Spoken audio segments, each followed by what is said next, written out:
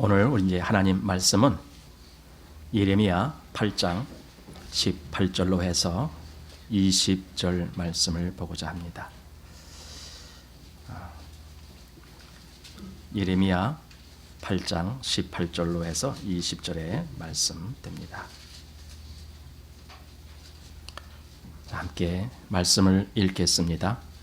슬프다 나의 근심이여 어떻게 위로를 얻을 수 있을까? 나의 중심이 번뇌하도다. 딸 내 백성의 심히 먼 땅에서 부르짖는 소리로다. 이르기를 여호와께서 시온에 계시지 아니한가? 그 왕이 그 중에 계시지 아니한가?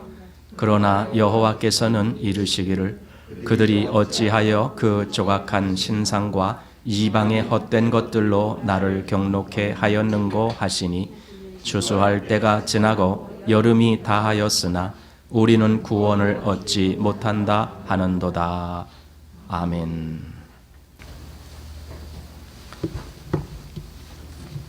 오늘은 2021년도 마지막 주일 예배가 됩니다. 더 이상 오늘이 지나면 2021년 주일 예배는 없습니다. 끝입니다. 끝. 여러분들은 어떤 길을 가다가 무슨 공사 중인 길 이런 데 가다 보면은 미처 완공이 되지 못하고 중간에 끝난 그런 길을 갈 때가 아마 있었을 겁니다. 막 가는데 앞에 강이 있는데 강의 다리가 아직 놓여지지 아니한 겁니다. 그러면은 육지 쪽에 있는 길만 있고 중간에 딱 이렇게 가로막혀 있습니다. 어디 오갈 데도 없습니다. 이제 그 길이 뻥 뚫려야 가는 건데 그렇지 못할 때에는 그냥 되돌아갈 수밖에 없습니다. 예, 세상에서의 길은 되돌아갈 수 있습니다. 그런데 우리는 이 시간이라는 그 영역 속에서 우리의 인생의 길을 가게 됩니다. 그리고 그 길은 결코 돌이키지 못합니다. 앞으로만 갑니다. 앞으로만 갑니다. 그 앞에 절벽이 있든 그 앞에 어떤 산이 있든 낭떠러지가 있든 강이 있든 무조건 앞으로만 가야 되는 것이 우리의 인생입니다. 그리고 그 인생길을 그나마 어느 정도 가다 보면은 또 끝날이 오게 됩니다. 마치 하나님이 우리에게 이렇게 매년 마지막 때를 맞이하게 되는 그 시간을 주신 것도 우리에게 끝날이 있음을 생각하게 하라라는 그런 의미가 아닌가 그런 생각을 합니다. 달력장을 보면은 마지막 12월 한 달 한 장이 남았을 때는 마음이 굉장히 이렇게 뭔가 좀 올해도 이렇게 지나가는구나 하고 어떤 면에서는 좀 허전한 느낌도 들고 또 어떤 면에서는 아쉬운 마음도 들고 뭐 이렇게 하는 것이 우리의 마음입니다. 그런데 이제 눈치 빠른 사람들은 그 달력 한 장 남으면은 얼른 그 뒤에다가 내년도 달력을 미리 걸어 놓습니다. 그래서 허전한 것을 조금 달래려고 그렇게도 합니다. 어쨌든 올해는 이렇게 해서 마지막 오늘 주일로 끝나게 됩니다. 물론 이제 좀 있으면 수요일 예배도 하나 남아 있긴 하지만 주일 예배로는 오늘이 끝입니다. 전도서 3장 1장에는 천하의 범사가 기한이 있고 그 모든 목적이 이룰 때가 있나니 이런 말씀이 있습니다. 거기 천하의 범사가 기한이 있다. 즉 시작할 때가 있으면 끝날 때가 있다. 이제 그 말씀이거든요. 예, 정말 그렇습니다. 시작할 때가 있으니까 끝날이 오는 거지요. 2021년도 시작할 때가 있으니까 끝날이 오는 거죠. 또 우리 자신도 우리가 세상에서 시작한 날이 있으면은 또 우리의 삶을 끝내야 될 날이 옵니다. 그래서 오늘 이렇게 마지막 주일을 생각하게 됩니다. 마지막 때가 되면은요, 뭔가 끝날 때가 되면은 그냥 끝나는 것이 아닙니다. 사실 결산을 해야 됩니다. 뭔가 계산을 하는 겁니다. 뭔가 수지타산을 맞춰봐야 되는 겁니다. 그래서 실제로 한 해 우리의 지나온 그 모든 결과가 어떠한가 이런 것들을 생각합니다. 좀 일반 회사라든가 이런 곳에서는 그런 결산을 아주 잘해야 합니다. 지출 대비 수입이 어느 정도나 있었는가. 어떤 때에는 아마 수입이 지출보다 적어서 경영이 마이너스 된 그런 때도 있을 겁니다. 사실 우리가 살다 보면 때때로 그런 때도 만납니다. 그렇지만 또 어떤 곳은 아주 많은 경영 이익을 만들어서 그래서 아주 기쁜 마지막 때를 맞이하는 그런 것도 있을 겁니다. 근데 올해 같이 이렇게 뭐 작년에도 그랬지만은 코로나 때문에 또 한 해가 매우 어려웠을 거다. 많은 기업하는 사람들도 많이 어려웠을 것이다. 이런 생각을 하게 됩니다. 아마 여러분들 중에도 많은 어려움 겪었을지 모르겠습니다. 어쨌든 우리에게는 끝이라는 것이 있다라는 걸 생각하자라는 뜻입니다. 끝이 있습니다. 그래서 끝이 되면은 괜히 이렇게 우리가 좀 마음이 숙연해지고 자기를 돌이켜보게 됩니다. 내가 과연 이 한 해 어떻게 보냈는가, 의미 있게 보냈는가, 정말 보람 있고 또 하나님이 기뻐하시는 그러한 한 해를 보냈는가, 이런 여러 가지를 생각하게 되게 됩니다. 그러면서 사실 그런 생각을 하면은 그렇게 우리가 썩 좋아만 하지는 못할 것 같은 그런 생각이 드는 겁니다. 많은 아쉬움이 남죠. 또 우리가 못다한 것에 대한 후회도 생기죠. 어쩌면 그런 후회 또는 돌이켜봄 이런 것이 있다라는 것이 얼마나 좋은 건지 모릅니다. 제가 작년엔 말에 그 말씀 전했던가요? 메멘토 모리라는 말 있죠. 로마에서 그 장군들이 싸움에 나갔다가 돌아올 때에 그 얘기를 한다는 겁니다. 메멘토 모리. 정말 죽음이 있음을 생각하라. 너가 지금은 전장에 나가서 승리를 거두었다고 그렇게 기뻐하지만 그러나 너에게도 좀 있다가 죽음이 찾아올 것이다. 그 죽음이 온다라는 것을 잊지 말고 항상 겸손하면서 남은 삶을 살아라. 이게 메멘토 모리라고 하는 겁니다. 그래서 우리도 정말 그렇게 생각합니다. 그런데 사실 죽음을 이야기하는 것은 세상의 철인이 아니고 성경에서 죽음을 말씀합니다. 예를 들어 그 창세기 2장에 아담에게 하나님이 그 에덴 동산에 있는 모든 나무 실과를 임의로 먹으라라고 말씀하신 후에 그러나 선악을 알게 하는 나무 실과는 먹지 말라. 내가 먹는 날에는 정령 죽으리라. 이렇게 죽음이라는 말씀을 하셨습니다. 그래서 성경에서는 이 죽음이라는 얘기가 아주 많이 나옵니다. 또 사망이라고 하는 내용도 많이 나옵니다. 그래서 어떤 면에서는 성경을 이렇게 솔직한 마음으로 성경을 읽으면은요, 성경 속에 많은 그런 어떤 나에게 실망을 주고 또 나를 걱정하게 하는 그런 내용들이 많이 보일지 몰라요. 죄 얘기, 죽음 얘기, 심판 얘기 이런 것들이 우리의 마음을 어둡게 해줄지도 몰라요. 물론 성경은 그런 말씀만 있는 것이 전혀 아니죠. 거기에는 생명의 말씀, 구원의 말씀, 영광된 말씀 이런 것이 얼마나 또 많은지 생각하게 됩니다. 자, 어쨌든 성경은 그 모든 것들을 말씀해 주고 있습니다.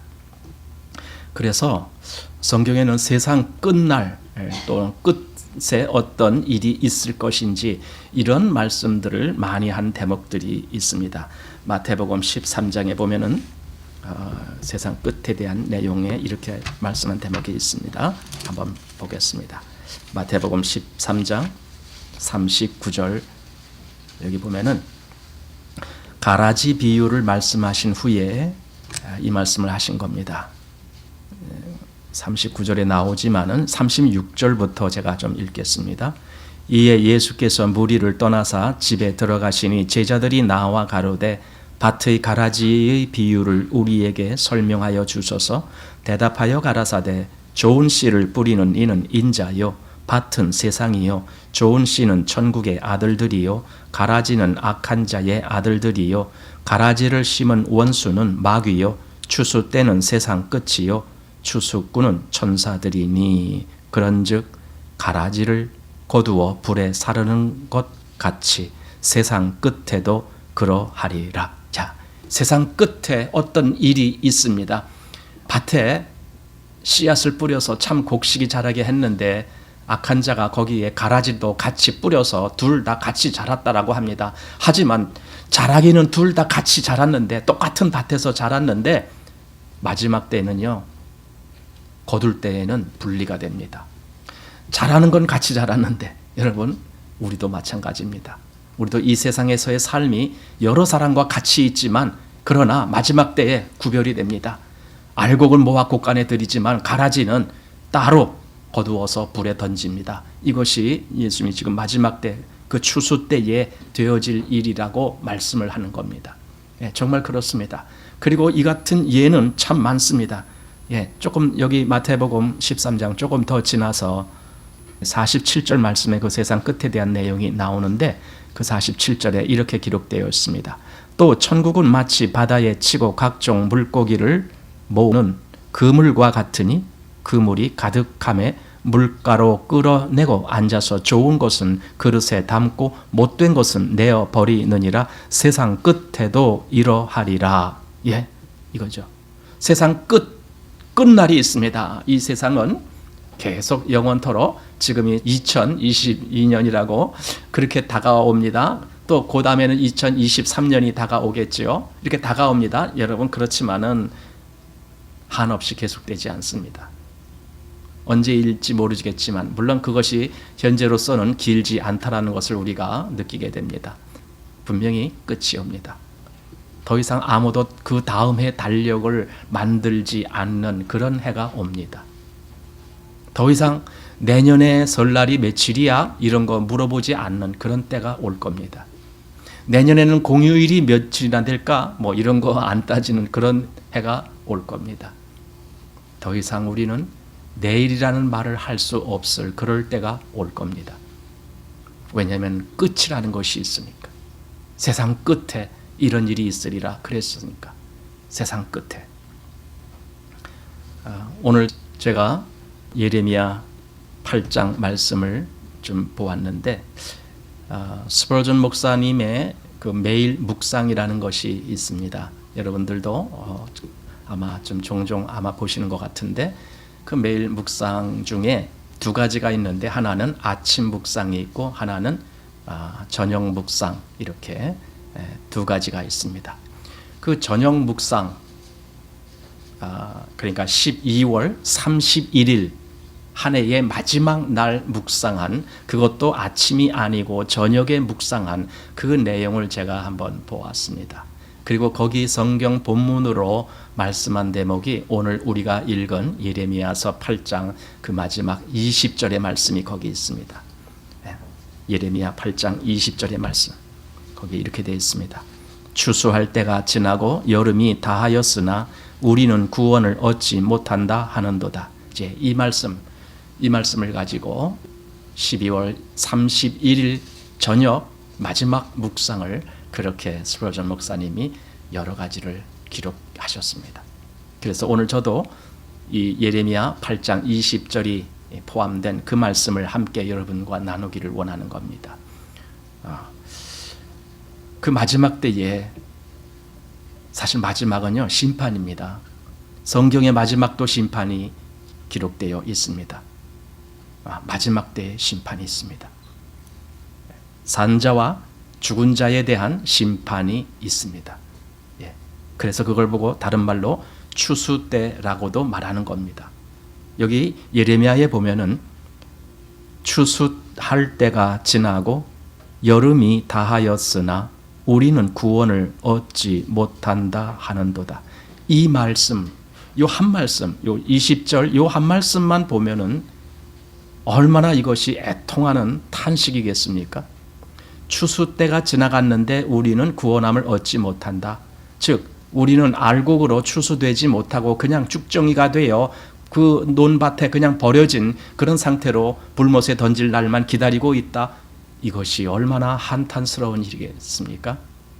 마지막에 이런 한탄이 일어난다는 겁니다. 물론 이때 예레미야는 그 비유를 이스라엘의 포로로 잡혀갔다가 그들이 거기서 아직 돌이켜 인도함을 받지 못하고 방황하고 있는 이러한 모습들을 예를 들면서 말씀을 했습니다. 그런데 사실 이것은 하나의 예표입니다. 마지막 때에, 정말 마지막 때에 이런 말씀을 하는 사람들이 있을 겁니다. 우리는 추수를 얻지 못한다. 혹시 여러분들은 그 영화 보셨는지, 우리 함께 본 날이 있나요? 모르겠지만, 그 뭡니까? 그 휴거 이후에 되어지는 일, 이렇게 해갖고 뭐 나온 영화가 있었습니다. 우리 한번 보았죠, 언젠가. 그게 1편이 있고 또 2편이 있고 한데 아마 우리는 1편 보았던 것 같습니다. 그 제목이 뭔지 저도 까먹었는데, 어쨌든 휴거 후에 남은 사람들이 마음에 가장 크게 와 닿는 것이 뭐냐면은, 어이쿠, 나는 휴거되지 못했네, 그 얘기죠. 나는 휴거되지 못했네. 휴거된 사람들은 뭐 더 이상 이 땅에서는 그들이 어떻게 되는지 알 수가 없어요. 당연히 알 수가 없죠. 그들은 주님께로 갔으니까. 그래서 이 땅에 남은 사람들이 어떻게 하는지, 이제 그것이 이제 영화로 나온 것이 The Day After라고 하는 건가요? 그게 The Day After. 그러니까 이후에 어떤 날, 그러니까 휴거 이후의 날, 이제 그 뜻이에요. 그게. 그래서 영화로 만들었던 것을 기억합니다. 예, 정말 그때 남아 있는 사람들의 마음이 어땠을까? 어떤 사람들은, 몇몇 사람들은 휴거가 됐는데 나는 휴거되지 못하고 그냥 이 땅에 남아 있다. 그때 내 마음이 어떨까? 그런데요, 이게 너무 심각한 나머지 사람들이 그 내용을 마음에 이렇게 생각하기가 너무 두려운 것 같아요. 그게 너무 두려운 말씀이니까 아예 말조차도 하지 못하고 그냥 쉬쉬하는 것 같아요. 세상에서는 그래서 이렇게 마지막 때가 온다. 그때 주님이 오셔서 주님의 백성들을 다 끌어모아서 휴거하게 하실 것이다. 이런 내용을 말하면은 괜히 사람들이 이상한 눈으로 쳐다보기도 하고 그래요. 왜냐면은 그 내용은 너무 두려운 내용이니까. 만약에 자기들이 그냥 세상에 남아있다라면은 그게 얼마나 두려운 내용입니까? 그러니까 그 내용을 그냥 함부로 하지 못하고 서로 눈치만 보고 있는 것 같은 그런 느낌이 들기도 해요. 네. 하지만 우리는 성경에서 그런 말씀을 분명히 봅니다. 마태복음 28장 20절 이하에 보면은 예수님이 제자들에게 마지막 승천하시면서 하시는 말이, 내가 세상 끝날까지 너희와 항상 함께 있으리라, 이렇게 말씀하신 대목이 있습니다. 끝날, 분명히 세상 끝날이라는 말씀이 나왔습니다. 예수님은 끝날이 오고 있음을 아시기 때문에 그렇게 말씀을 하십니다. 이 세상 끝날. 그러나 어떤 사람들은 무슨 세상 끝날이 있느냐, 세상이 창조될 때부터 지금까지 그냥 있는 것처럼 앞으로도 그냥 있을 것이다, 이렇게 우기는 사람들도 있지만, 그러나 성경은 분명히 시작하는 날이 있으면 끝이 있다라고 말씀했습니다. 영원이라는 것은 이 땅에, 이 지상에 없습니다. 영원은 없습니다. 영혼은 오직 하나님께만 있습니다.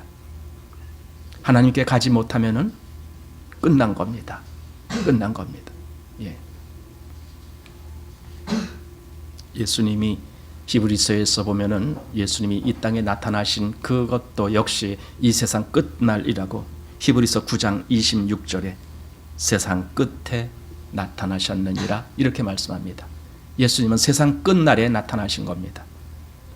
즉 예수님이 이 땅에 오셔서 하시는 모든 일은 끝날에 벌어질 일이다, 그 뜻입니다. 물론 예수님이 오신 지 2000년이 다 되어 오지만 그 모든 일은 끝날에 하실 일입니다. 왜냐하면 예수님이 오시는 것을 성경에서 뭐라고 표현하느냐 하면은, 저를 믿는 자는 구원을 얻을 것이요 믿지 아니하는 자는 심판을 받는다, 분명히 이렇게 말씀했기 때문에 이미 마지막 때 있을 심판이 예수님이 이 땅에 오시면서부터 그것이 시작됐기 때문에 예수님이 오시는 그때부터 이 세상은 끝날이라고 아마 그렇게 표현한 것 같습니다. 그래서 우리도 지금 이 마지막 때 더욱이 그런 느낌이 들 때 끝날에 대한 생각을 하게 됩니다. 사도행전 10장 42절에는 예수님이 산자와 죽은 자의 재판장으로 보내심을 입었다라는 거예요. 산자와 죽은 자의 재판장. 산자는 뭐고 죽은 자는 뭡니까? 예, 산자는 영원이라는 것을 말할 수 있습니다. 그러나 죽은 자는 사실은 끝입니다. 그 끝날에 그 영원한 어떤 그 형벌에 떨어지는 그것을 말합니다. 산자와 죽은 자의 이 차이가 매우 큽니다. 그래서 누가복음에 보면은 예수님이 한 비유를 들었는데 어떤 부자와 거지 나사로의 비유를 들었습니다. 그런데 그들이 결국 이 세상에서 다 죽었습니다. 나사로도 죽고 부자도 죽었습니다. 나사로는 그러나 아브라함 품에 갔지만 부자는 불꽃 가운데서 고민하고 있다라고 말하고 있습니다. 사실 이 세상에 그래서 죽음이라는 것은요, 어떤 면에서는요, 하나님의 심판이 그에게 오는 관문이 되는 날입니다. 그래서 이 세상에서는 그것을 끝날이라고 말하는지도 모릅니다. 이 세상 끝이다. 그 후에는 하나님의 심판이 있다. 히브리서 9장에 있는 말씀대로 한번 죽는 것은 사람에게 정하신 것이요 그 후에는 심판이 있으리니 이렇게 말씀하잖아요.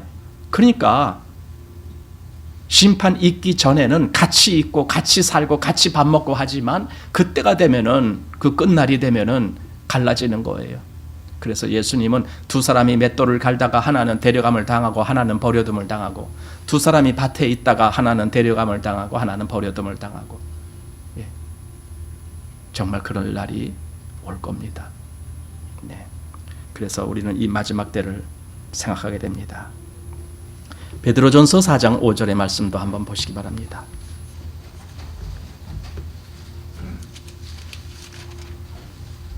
베드로전서 4장 5절 말씀입니다. 여기 보면은 저희가 산 자와 죽은 자 심판하기를 예비하신 자에게 직고하리라 이렇게 되어 있습니다. 산 자와 죽은 자 심판하시는 분이 계시다 이겁니다. 산 자는 그에게 영광스러운 면류관이 주어질 겁니다. 그 생명의 면류관이. 그러나 죽은 자에게는 영원한 지옥의 형벌이 주어질 겁니다. 이거죠. 산 자와 죽은 자, 이게 누구입니까? 사실 그래서 성경은 이 이야기를 처음부터 하는 겁니다. 아까 제가 창세기 2장에 이미 아담에게 죽음 말씀을 하신 하나님, 죽음, 정령 죽으리라 라고 하신 말씀 하셨거든요. 산자와 죽은 자를 심판하실 주님이시기 때문에 그렇습니다. 마태복음 22장에 보면은 한 번은 예수님이 그런 비유의 말씀을 하십니다. 그 잔치집에 대한 비유입니다. 처음에 손님이 없어갖고 막 그 사람들을 불러오라라고 그럽니다. 그런데도 어떤 사람들은 안 옵니다. 그래서 뭐 길거리 저 사거리로 가서 누구든지 다 데려와라. 막 그래서 이 사람 저 사람 다 데려옵니다. 그리고 잔치가 벌어집니다. 근데 그 잔치 자리에 그 주인이 딱 나타납니다. 그런데 거기에 예복을 입지 아니한 사람이 있습니다. 그래서 그 주인이 그 예복을 한 사람에게 어찌하여 예복을 입지 아니하였느냐 물어봤더니 저가 유구무원이오늘, 유구무원, 할 말이 없는 거예요. 아무리 입이 있어도 할 말이 없죠.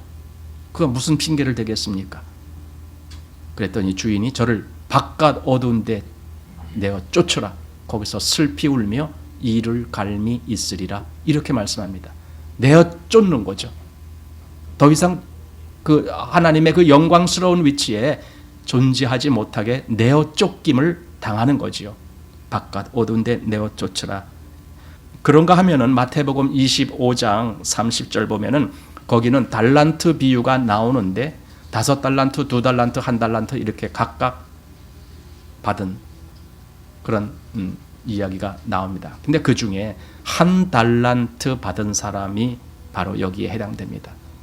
그는 그 달란트를 받아서 아무것도 안 하고 그냥 묻어뒀다가 그 주인에게 그대로 가져가서 주인님 여기 당신 것이 그대로 있습니다. 내가 그대로 가져왔습니다.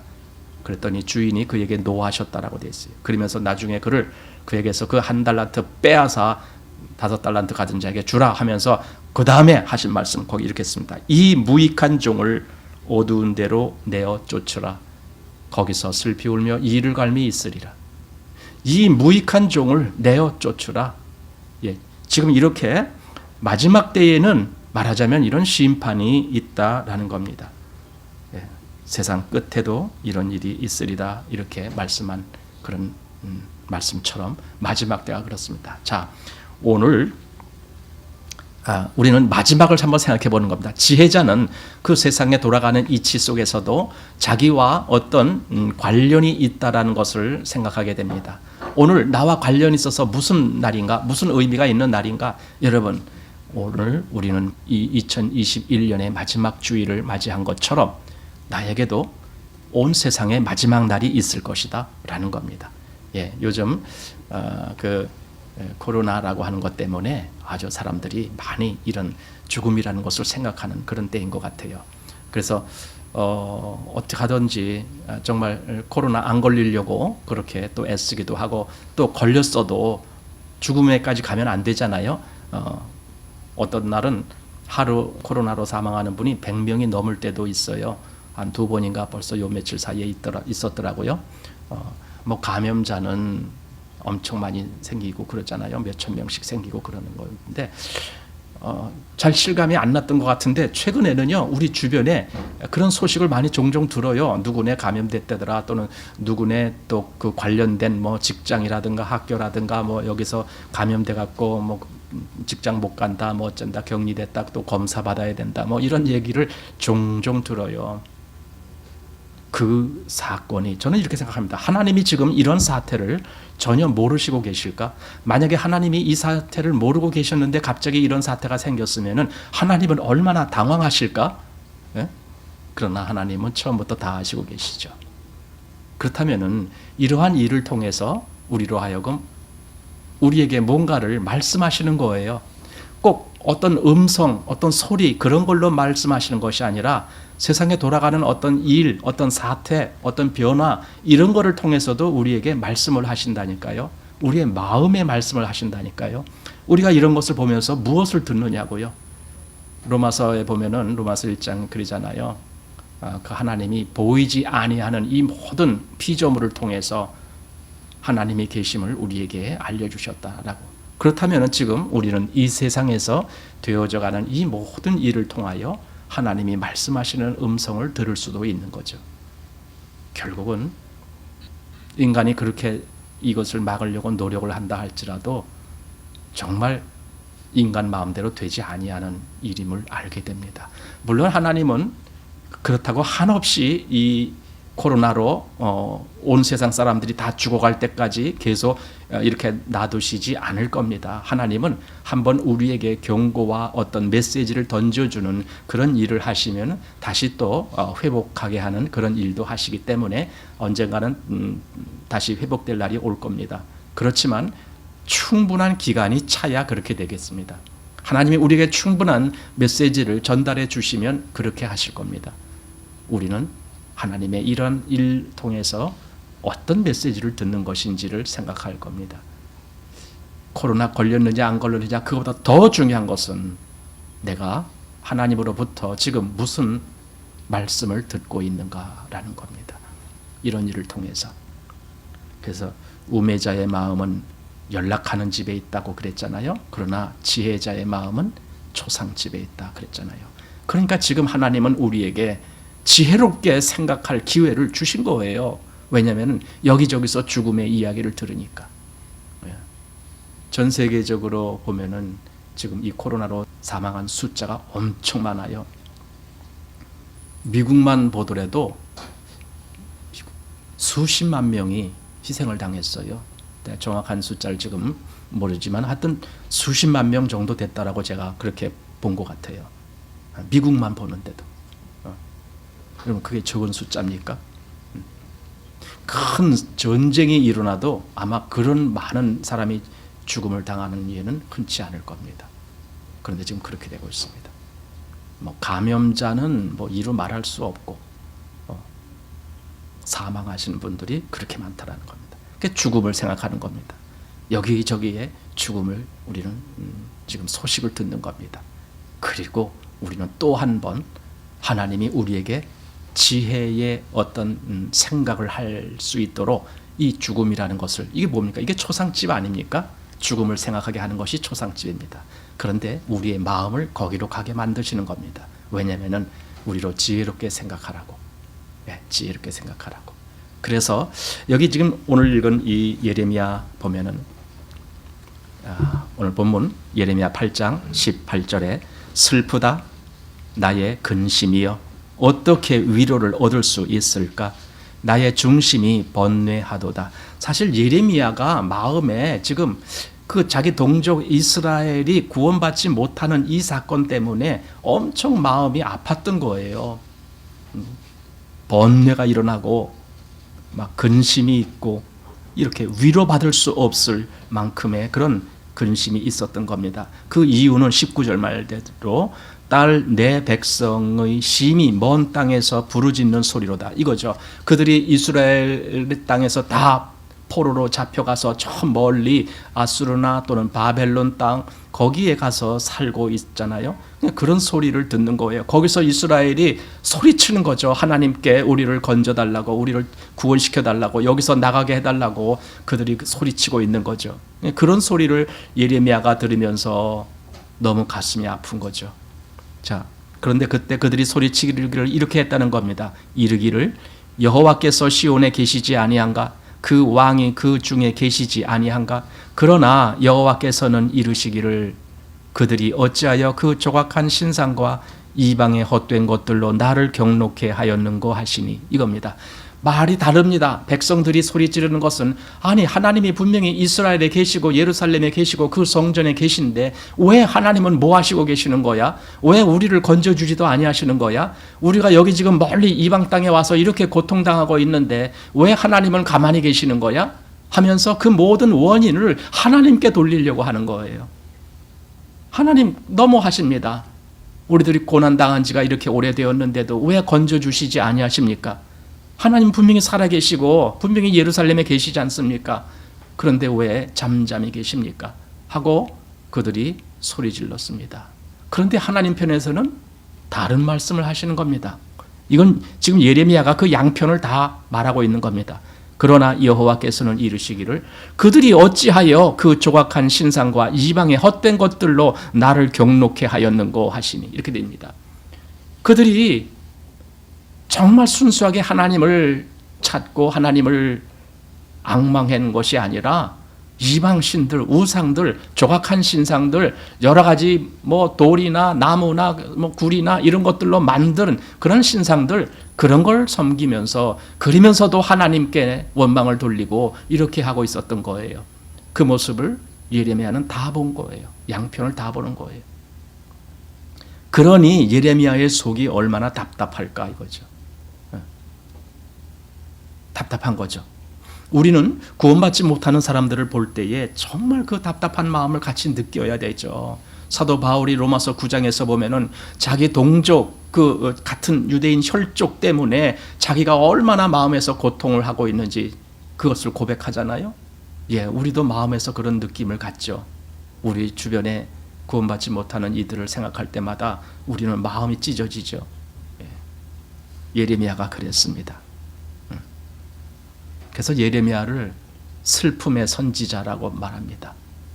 눈물의 선지자라고도 말합니다. 우리 예레미야 애가가 있잖아요. 그 슬픔을 아주 애달프게 노래한 말씀이 예레미야 애가입니다. 조금 아까 우리 요 앞에 18절에서 본 말씀도 시작이 그겁니다. 슬프다 나의 근심이요. 예레미야는 그게 너무 슬픈 겁니다. 뭐가요? 구원을 못 받는 게. 이스라엘이 하나님 이야기를 하고 하나님 예루살렘에 계신데 뭐하냐고 그렇게 소리 지르지만 정작 그들은 하나님을 찾질 않은 거예요. 진짜로 찾질 않은 거예요. 자기들이 지금 궁색한 처지에 있으니까 그냥 하나님 이름 부르면서 그렇게 외쳤지만은 그들의 마음은 아직도 우상에 얽매여 있었던 거예요. 그러니 어떻게 하나님의 구원이 그들에게 임하느냐. 이걸 안 예레미야는 너무 가슴이 아픈 거죠. 그래서 오늘 주제, 추수할 때가 지나고 여름이 다하였으나 우리는 구원을 얻지 못한다 하는도다. 예, 구원은 때가 있어요. 우리 고린도 후서에서 보는 말씀대로 보라 지금은 은혜 받을 만한 때요, 지금은 구원의 날이로다.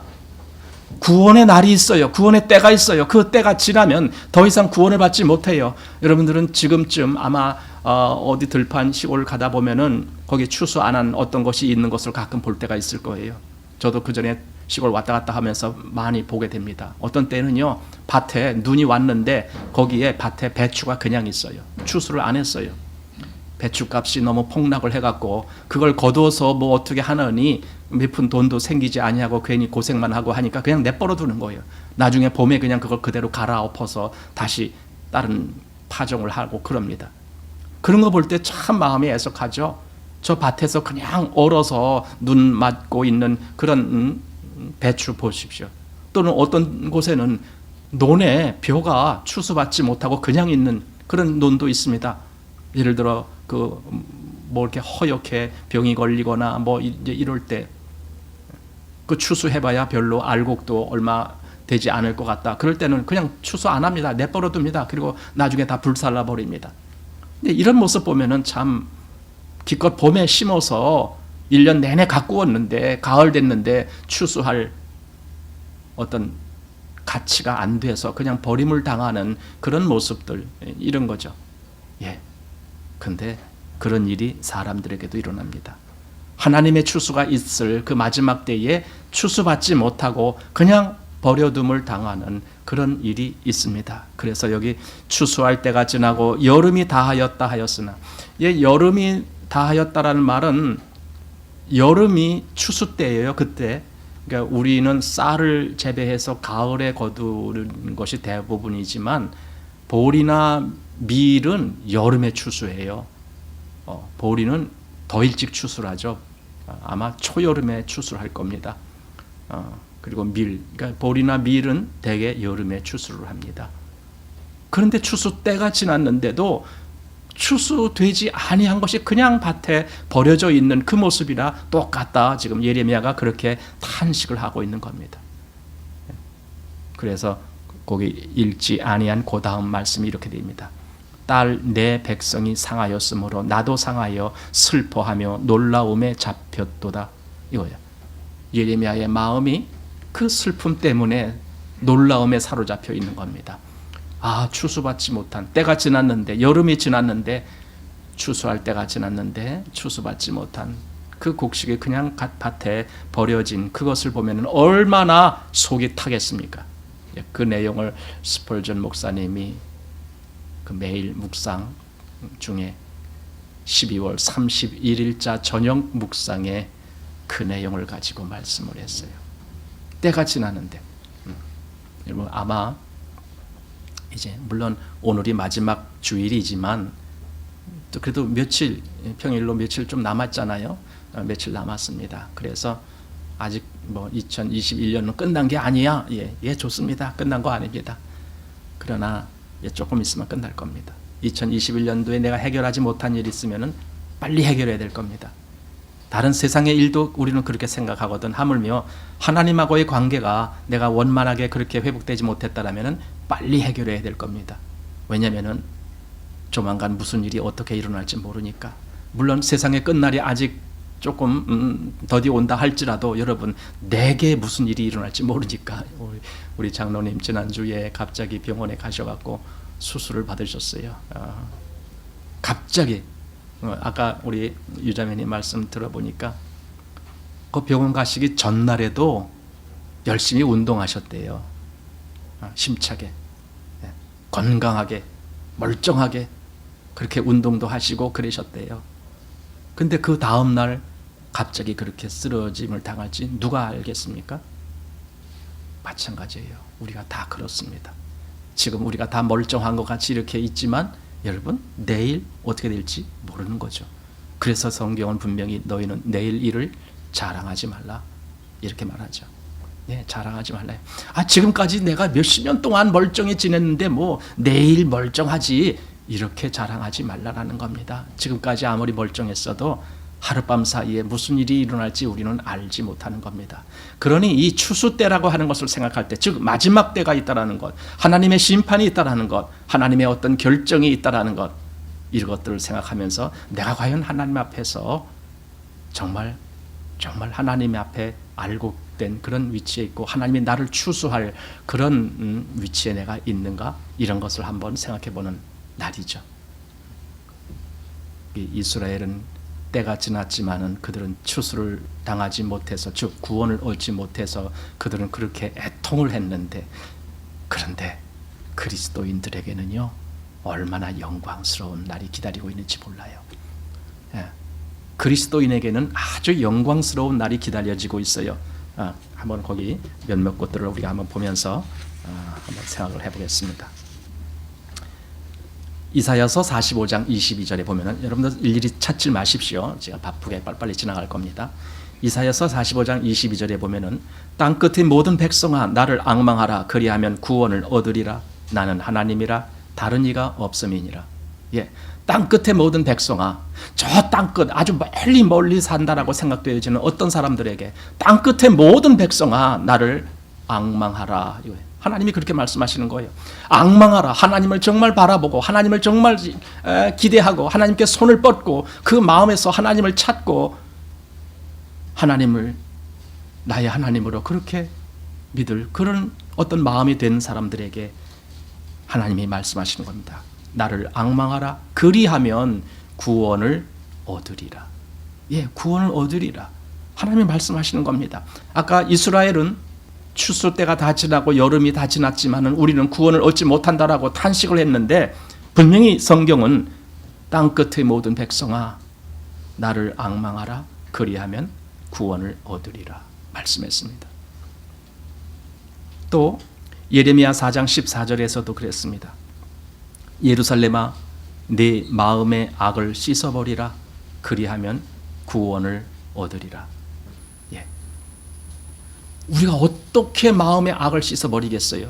그 마음을 깨끗게 해주실 분이 내게 오셔야만이 그렇게 된 거잖아요. 우리가 그렇게 깨끗함을 받은 자 아닙니까? 주님이 나를 깨끗게 해주셨습니다. 주님의 보혈이 내 죄를 씻어주셨습니다. 내가 스스로 깨끗게 할 수 없기에 주께서 대신 내 죄값을 치르시고 나를 깨끗게 해주셨습니다. 그 고백을 하는 거 아닙니까? 분명히 여기 내 마음의 악을 씻어버리라. 예, 우리는 주님의 보혈로 씻었습니다. 샘물과 같은 보혈은 임마누엘 피로다. 이 샘의 죄를 씻으면 정하게 되겠네. 예수님의 보혈에 죄를 씻으면 깨끗함을 얻는 거예요. 그렇게 마음의 악을 씻어버린 자들에게 그리하면 구원을 얻으리라 말씀했습니다. 또 요엘서 2장 32절 여기는 누구든지 여호와의 이름을 부르는 자는 구원을 얻으리니. 예, 여호와의 이름을 부르는 자 왜 불러요? 하나님, 나는 하나님이 필요합니다. 하나님의 은혜가 필요합니다. 하나님의 구원이 필요합니다. 내게도 긍휼을 베풀어 주십시오. 이러면서 여호와의 이름을 부르는 거지요. 그런 자들에게는 구원이 주어집니다. 그리고 사실 이 말씀이 사도행전 2장에 그대로 다시 재현돼서 베드로가 설교를 합니다. 그러면서 누구든지 주의 이름을 부르는 자는 구원을 얻으리라 이렇게 말을 합니다. 사도 바울과 몇몇 사람들이 빌립보 지역에 가갖고 전도하다가 잡혀서 감옥에 갇혔는데 그날 밤에 어떤 큰 일이 일어나잖아요. 바울과 실라가 거기서 찬송하고 기도하고 하는 그런 일이 있을 때 간수도 그걸 들었다라고 돼 있고, 근데 그날 밤 지진이 일어나고 옥문이 다 풀리고 그 발과 또 손에 매였던 착고가 다 풀어지고 이렇게 됐을 때 간수가 깜짝 놀라서 죄수들이 다 도망갔는가 보다 하면서 스스로 자결하려고 할 그때에 사도 바울이 소리 지르죠. 너 자신을 해하지 말라. 그러면서 우리가 다 여기 있다. 그러니까 그 간수가 깜짝 놀라서 달려와서 그들을 보면서 그 앞에 부복하면서 하는 말이 있어요. 선생들아, 내가 어찌하여야 구원을 얻으리까? 그렇게 외칩니다. 내가 어떻게 하여야 구원을 얻으리까? 이렇게 외칩니다. 그때 사도 바울이 대답한 대답, 주 예수를 믿으라. 그리하면 너와 내 집이 구원을 얻으리라. 이렇게 말씀했습니다. 예, 구원을 말씀하고 있습니다. 아까 추수 때가 지나고 여름이 다 지났지만은 우리는 구원함을 얻지 못한다라고 탄식을 했는데 지금 성경은 계속 구원을 얻는 길을 계속 말씀을 하고 있는 거예요. 근데 왜 이 말씀을 못 붙잡습니까? 이 말씀도 그냥 다 어떤 화살이 지나가는 것처럼 내 옆으로 그냥 다 흘러 지나가게 내버려 둘 겁니까? 아닙니다. 우리는 그 말씀을 붙들어야 됩니다. 주 예수를 믿어라. 그리하면 너와 내 집이 구원을 얻으리라. 예, 그 말씀 하나님, 내가 그 말씀 분명히 믿습니다. 말씀을 붙드십시오. 말씀을 붙드십시오. 시간만 지나가는 것이 아니라 내가 그 말씀을 붙들지 아니하면 그 말씀도 내 옆으로 그냥 지나가 버립니다. 그리고 그 말씀은 아마 다른 사람 귀에 꽂혀질 것입니다. 내 귀는 그냥 스쳐 지나가는 그 말씀이 다른 사람 귀에는 꽂힐 것입니다. 나는 그냥 잃어버리는데 다른 사람이 구원을 얻을 수도 있습니다. 그러지 말아야 됩니다. 저 말씀은 지금 나에게 필요한 말씀인데 그래야 됩니다. 로마서 9장 27절에 거기 보면은 이스라엘에 관하여 외치되 이스라엘 뭇자손의 수가 비록 바다의 모래 같을지라도 남은 자만 구원을 얻으리니 이렇게 말씀했습니다. 남은 자라는 말은 그들이 버림을 당하고 그들이 하나님을 떠나고 그들이 구원함을 얻지 못하고 이렇게 다 버리우는데 그러나 그 가운데서도 하나님이 택하고 하나님이 구원하시기로 작정한 어떤 사람들은 남아있게 되는 겁니다. 그리고 그들은 구원을 얻습니다. 예, 지금도 바로 그 역사가 있습니다. 우리 구원받은 자들은 그래서 그렇게 말하게 됩니다. 내가 구원받고 보니까 하나님이 창세전부터 그리스도 안에서 나를 택하셨습니다. 이 고백을 하게 됩니다. 즉 나를 남은 자가 되게 하셨습니다. 세상은 다 버려질지라도 하나님이 나를 남은 자가 되게 하셨습니다. 그리고 나를 구원하셨습니다. 이 고백을 하게 됩니다. 로마서 10장 9절에는 이런 말씀이 있습니다. 네가 만일 내 입으로 예수를 주로 시인하며 또 하나님께서 그를 죽은 자 가운데서 살리신 것을 내 마음에 믿으면 구원을 얻으리니. 예, 구원 얻죠. 다시 한번 보십시오. 내가 만일 내 입으로 예수를 주로 시인하며, 예수님이 나의 주님이십니다, 이렇게 분명히 시인한 사람, 하나님이 그냥 그 사람 버리지 않습니다. 그 사람 반드시 구원하십니다.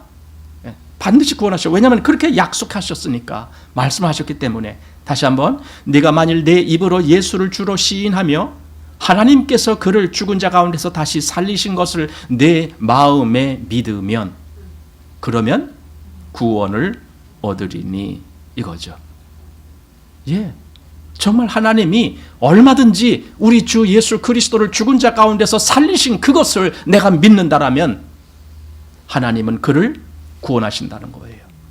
그럼 나는 어떻게 알아요? 내가 지금 구원받았는지 어떻게 알아요? 내가 분명히 하나님이 그 예수님을 죽은 자 가운데서 살리신 그 사실을 나는 믿습니다.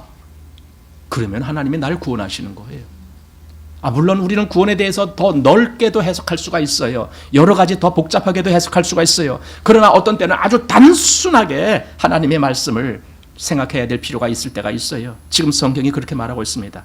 네가 만일 내 입으로 예수를 주로 시인하며 또 하나님께서 그를 죽은 자 가운데서 살리신 것을 내 마음에 믿으면, 입으로 예수님을 주로 시인하며 이 마음으로 내가 하나님이 죽은 자 살리신 그것을 믿으면 구원을 얻으리니. 구원을 얻으리니. 성경 말씀이 헛되이 말하지 않습니다. 그 말씀을 그냥 괜히 기분 좋으라고 말씀한 것이 아닙니다. 그 말씀은 진리이기 때문에 말씀된 겁니다. 그렇게 믿는 사람은 결코 잃어버려지지 않습니다. 결코 버려지지 않습니다. 추수 때가 다 지났는데 나는 구원을 얻지 못한다라고 탄식하지 않습니다. 그런 사람들은 반드시 알곡이 되어 구원을 받습니다. 추수 때, 그때가 됐으면 반드시 그때 구원을 받습니다. 하나님이 말씀하셨기 때문에. 로마서 10장 13절에는 누구든지 주의 이름을 부르는 자는 구원을 얻으리라. 분명히 말씀하는 거죠. 구원을 얻으리라. 고린도전서 15장 1절 2절 여기 이렇게 말씀했습니다. 형제들아, 내가 너희에게 전한 복음을 너희로 알게 하노니 이는 너희가 받은 것이요 또한 그 가운데 선 것이라. 너희가 만일 나의 전한 그 말을 굳게 지키고 헛되이 믿지 아니하였으면 이로 말미암아 구원을 얻으리라. 헛되이 믿지 아니하고 진짜 믿었다라면 반드시 구원을 얻으리라라고 말씀을 하는 거예요. 반드시 그렇습니다. 그래서 예레미야 17장 14절에 여호와여 주는 나의 찬송이시니 나를 고치소서. 그리하면 내가 낫겠나이다. 나를 구원하소서. 그리하면 내가 구원을 얻으리이다. 하나님께 이 기도를 하는 겁니다. 하나님이 날 구원하시면 나 구원 얻을 수 있겠습니다. 여러분, 그런데 지금 우리에게는 이미 하나님이 우리를 어떻게 구원하시겠다라고 말씀을 하셨잖아요. 주 예수를 믿어라. 그리하면 너와 내 집이 구원을 얻으리라 말씀하셨잖아요. 그러니 왜 주저합니까? 우리는 당장 왜? 지금이 구원의 때니까. 나는 지금 당장 예수님을 믿습니다. 나는 당장 예수님이 우리의 구원주이신 것을 믿습니다. 이 고백을 하는 그 사람은 그 당장 하나님의 약속이 그대로 응해집니다. 그는 구원받은 자가 됩니다. 버림받지 않습니다. 여름이 지났다고 밭에 버려진 그 추수받지 못한 곡식처럼 되지 않습니다. 반드시 주님이 그를 건지십니다. 그러니 오늘 본문 말씀 다시 한번 보시기 바랍니다. 예레미야 8장 그 끝부분 20절의 말씀, 이 말씀을 같이 읽겠습니다. 시작. 추수할 때가 지나고 여름이 다하였으나 우리는 구원을 얻지 못한다 하는도다. 예, 이 말을 누가 탄식하겠습니까? 구원을 받지 못한 그 사람이 마지막 그 심판을 나를 당했을 때 그 사람은 반드시 이런 탄식을 할 겁니다. 이런 탄식을. 그러나 아까 우리가 쭉 본 말씀 중에 하나님이 얼마나 구원의 약속을 여러 곳에서 기록을 해놓으셨습니까? 혹 우리가 성경 보다가 한두 군데만 기록했다면 우리가 성경 보다가 놓치고 지나갈까 봐 성경의 여기저기에다가 이 구원을 받는다라는 말씀을 해놓으신 거 아닙니까? 예, 맞습니다. 하나님은 우리에게 구원의 말씀을 10번, 20번, 30번 계속 거듭해서 성경에 기록을 해놓으셨습니다. 그러니 왜 그것을 놓치겠습니까? 우리는 다 구원을 얻는 자가 되어야 됩니다. 그 말씀을 믿고, 그 은혜의 말씀을 믿고, 그 복음의 말씀을 믿고, 그 생명의 말씀을 믿고 우리는 다 구원을 얻는 자가 되어야 됩니다. 그래야 이 마지막 때, 마지막을 생각하면서 우리 마음에는 슬픔이 아니고, 우리 마음에는 근심이 아니고, 우리 마음에는 더 이상 걱정이 아니고, 미지에 대한 그 불안한 가운데 떨고 있는 자가 아니고, 우리는 기쁨으로 그 날을, 마지막 때가 오는 날을, 예, 주님, 그날 주님이 오시는 날인 줄 제가 믿습니다. 그날 어서 오기를 제가 기다리고 있습니다. 예, 주님 오십시오. 저는 주님 기다리고 있습니다. 주님이 나를 그 알곡으로 천국 창고에 들이실 그날을 기다리고 있습니다. 주님 어서 오십시오 라고 우리는 마음에서 주님을 사모하고 있는 겁니다. 이 마지막이 여러분들에게는 불안하고 근심하고 걱정스러운 날이 아니라 오히려 소망의 기쁨이 가득한 날이 되시기를 축원합니다. 기도하겠습니다. 하나님 참 감사드립니다. 우리가 그 마지막 때를 생각할 때에 고통 가운데 생각하지 아니하고 오히려 소망의 기쁨을 가지고 마지막 때를 기다리게 하셨으니 여호와 하나님 감사드립니다. 오늘 함께 이 말씀을 상고한 우리 모든 성도들에게도 동일한 마음이 있게 하셨는 줄 압니다. 하나님, 그러나 아직 우리가 또 우리 주변에 그렇지 못한 이들도 있음을 압니다. 주님, 그들에게도 은혜가 임하게 하여 주시고 그들에게도 이 구원의 역사가 있게 하여 주시옵소서. 하나님의 구원의 역사가 더 많은 이들에게 나타나지고 역사되어져서 우리와 같이 그 하늘의 갈자가 더 많아지게 은혜를 베풀어 주시옵소서. 예수님 이름으로 기도하옵나이다. 아멘.